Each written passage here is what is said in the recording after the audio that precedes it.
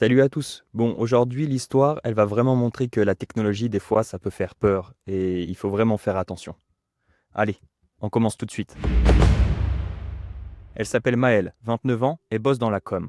Elle a un petit appart à Lyon, au deuxième étage, dans un immeuble tranquille.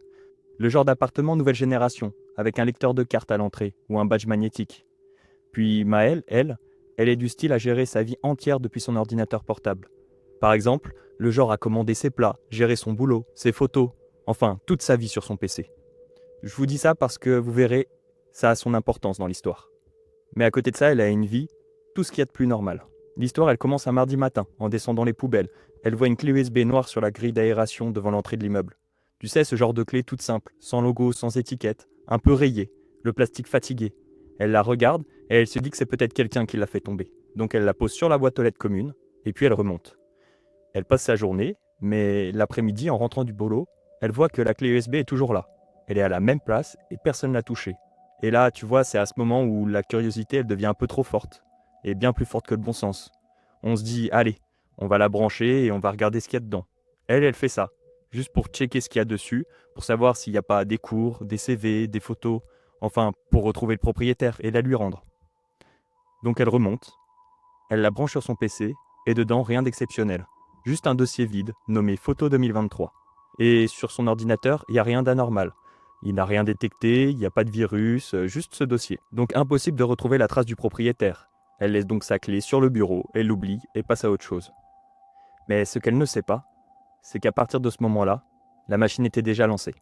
3 jours plus tard, elle remarque que son ordinateur met plus de temps à s'allumer. Elle se dit que c'est la mise à jour Windows, un classique quoi. Mais le lendemain, en ouvrant son dossier document, elle voit que certaines photos ont disparu. Des trucs très spécifiques, comme des selfies, des captures d'écran, ou même des documents administratifs. Et c'est là qu'elle reçoit un mail. Dedans, il n'y a pas de nom, pas de signature, mais juste une phrase dans le corps du message.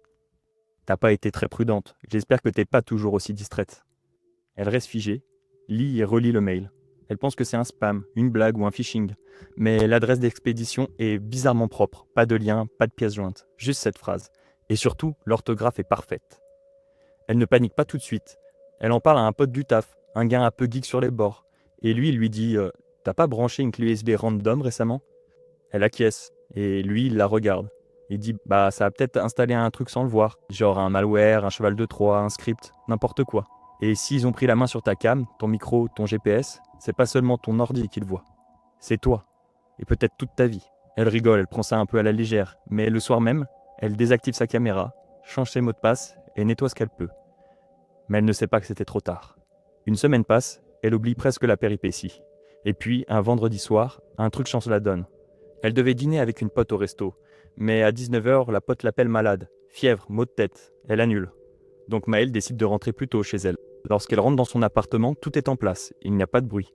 Mais en posant son sac dans la chambre, il y a comme une odeur. Un truc qui pue. Un mélange d'humidité, de transpiration et de plastique. Le genre d'odeur qui n'a rien à faire là. Elle ouvre la fenêtre et se dit que c'est peut-être le linge sale. Elle passe le reste de la soirée à chill, genre Netflix avec un petit bol de nouilles. Et quand elle décide de se coucher, elle se baisse pour ramasser une chaussette tombée au sol. Et c'est là, elle le voit. Une main, juste une main, qui dépasse légèrement du lit. Elle cligne les yeux, elle croit halluciner. Elle se baisse, doucement, le cœur en feu. Et elle comprend, il y a quelqu'un sous le lit. Elle hurle, un cri qu'elle ne contrôle pas, et dans un mouvement brutal, un homme se relève de sous le lit, la pousse, file en courant vers la porte d'entrée et s'enfuit. Elle est figée, scotchée. Son corps ne répond pas.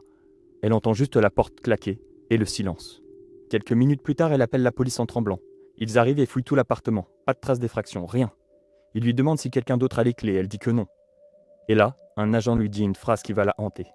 Il a peut-être eu accès à votre serrure grâce à un badge magnétique. Ils prennent ensuite ses déclarations, font un relevé, mais aucune trace.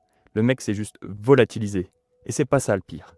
Le pire, c'est qu'en faisant le tour de l'appart, elle se rend compte que certains objets ont disparu. Une boîte à bijoux, un vieux téléphone, un carnet. Il semble donc que l'homme soit déjà venu, car le soir de l'altercation, il est parti sans rien. Les policiers et Maëlle en ont donc conclu quelque chose. L'homme l'aurait déjà cambriolé plusieurs fois et de manière subtile, car il connaissait ses habitudes. Mais ce dernier soir, Maëlle avait cassé sa routine. Il s'était donc retrouvé coincé chez elle et avec elle. Il se serait donc caché sous le lit en attendant de pouvoir sortir sans être vu. Aujourd'hui, Maëlle vit avec une alarme, 3 verrous et un bloc-porte ainsi qu'une caméra.